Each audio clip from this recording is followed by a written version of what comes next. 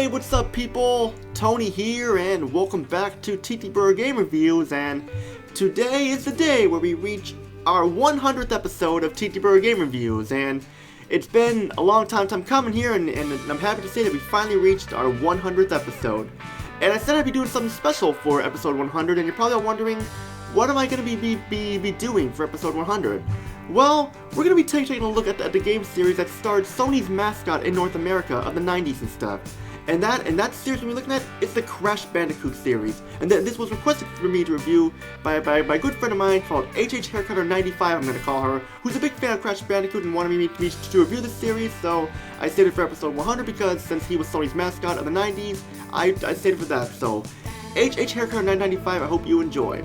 And this will be broken up into 4 parts here. Part 1, we're going to look at the original Crash Bandicoot. Part 2, Crash Bandicoot 2, Cortex Strikes Back. Part 3, Crash Bandicoot Warp. And then finally, we're going to cover Crash Team Racing. Now, we have a lot to talk about here, so let's get started with the original Crash Bandicoot for the PlayStation, released in the year 1996. Now, I know the Crash Bandicoot Insanity trilogy is out for like the PS4 and Xbox One and stuff like that, but I'm not going to look at that because I don't own it. I want to look at the ones I grew up with, and that's the ones on the PlayStation, so we have a lot to talk about here. So let's get started.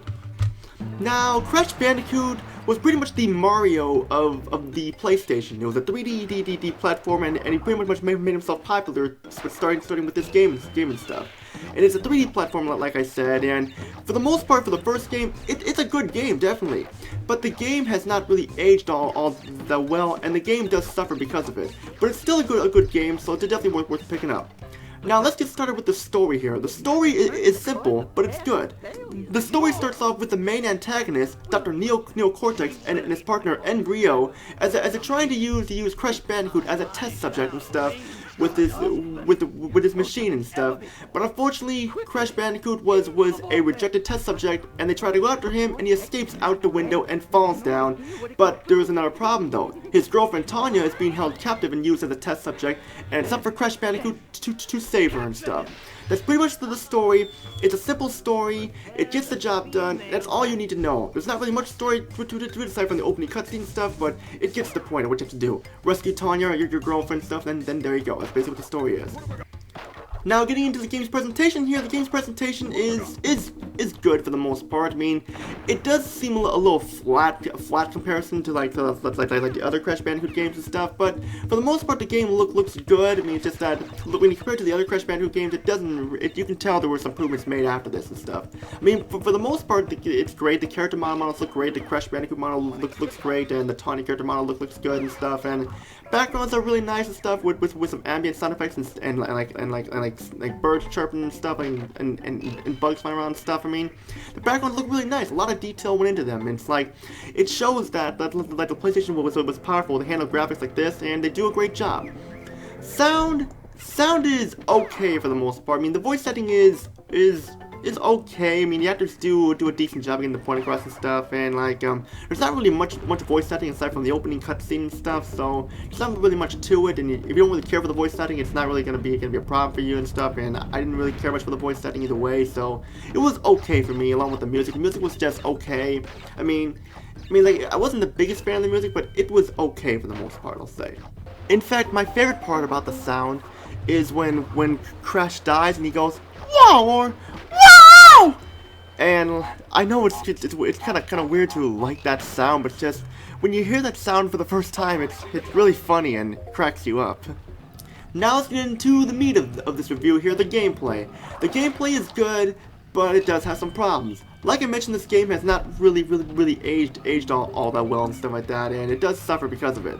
But to get to the goods here, Crash Bandicoot is an old-school 3D platformer that's challenging and fun, and it's easy to pick up and play. You go through 32 levels, collecting Wumpa fruit and tokens that get through bonus levels and stuff like that, and you must smash boxes and stuff if you want to get it perfect and like get gems and such. And you also have Aku Aku, who's pretty much like your pretty much it's like your health and stuff like that. Like, it's kind of how it's in Spyro with Sparks the Dragonfly. Aku Aku is like you find them in a box and stuff like that, and you can get 3 of them, and when you get 3 of them, you'll be invincible, wearing an Aku Aku mask and stuff, and you'll be invincible for a short amount of time. It's pretty much like your hit points and stuff. It's simple but fun, like I said. But now we gotta get into some complaints that I have. the controls are pretty stiff, especially when jumping, and you will fall to your death a lot because of the stiff controls and stuff like that. And it doesn't really help that like you only have Crash only has 2 abilities here, which is your spin attack and jumping. And my main complaint about the game is that you can only save the game by completing the one-time bonus stages, and if you fail them, you can't complete them, and so you won't be able to save. And you can also save by finding gems, but you can only find gems by breaking every single box in each level without dying and stuff. And that is a pain in the neck because, like, if you die, you don't get the gem and stuff. I mean, it's still a good game, but just that these things are kind of frustrating here and stuff, but there's loads and loads of fun you can do. Like, you also have some really fun boss fights. My favorite boss fight has to be Ripperoo and stuff. I mean, he's my favorite boss fight and stuff. You can ride on a warthog and stuff, and more and more. I mean, there's a lot of innovation in the levels and stuff like that. I mean, I love this game, but I just feel like some of the other problems there could have been ironed out a little more and stuff. I mean, it's just my thing. I mean, I'm not gonna fault it too much because it was the first game in the series, and there were improvements to be made and stuff. But it's just that like these problems do kind of affect a little bit, especially with the stiff controls, with the jumping, and the fact that you can only save in bonus stages or when you find gems and stuff like that and such too. Which I forgot to mention that like to access the bonus stages, you have to find Tanya tokens, 3 Tanya tokens throughout certain levels and stuff, and then you must get to the end, and then when you get to the end, you can save your game and stuff. Or you can use a password too, but I don't care if you're using passwords if they have a save system. That's just me. But aside from that, though, there really isn't much else to say. I mean, I know this was kind of a short review here and there, stuff like that, but it's just that like it was basically a simple game, 3D platform that's easy to pick up and play and such. It does have some problems though that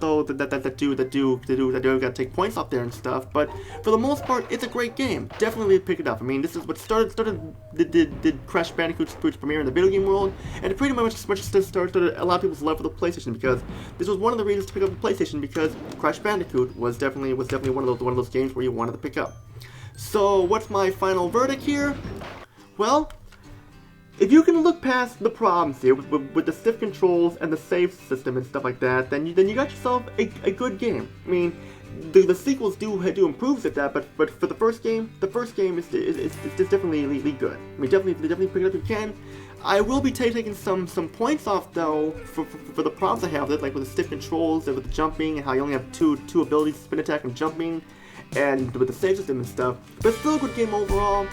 I'd probably give the game a 7.5 out of 10. I mean, it's the best score to get. It's not the highest score ever, but it's still a good score to give it. I mean, for the first game of the series, this game definitely showed what Crash could do and what the PlayStation was capable of.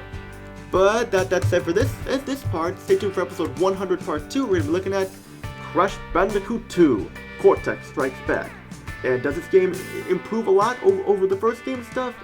Well, you'll have to find out. That's pretty much all I gotta say. This is Tony. Peace out, have a good day, and before I forget, don't forget to subscribe, like the video, comment down below, check out the other videos on my channel. Don't forget to join my Discord group, TTBurger Gamers United, because we're always looking for more people to join. That's pretty much all I gotta say. Once again, I gotta give a shout out to my good friend HHHacker95. He's a big Crash Bandicoot fan, and I hope you enjoy your shout out to HHHacker95, and I hope you enjoy my Crash Bandicoot series review. That's all I gotta say. This is Tony. Peace out, and see you all in episode 100 part 2.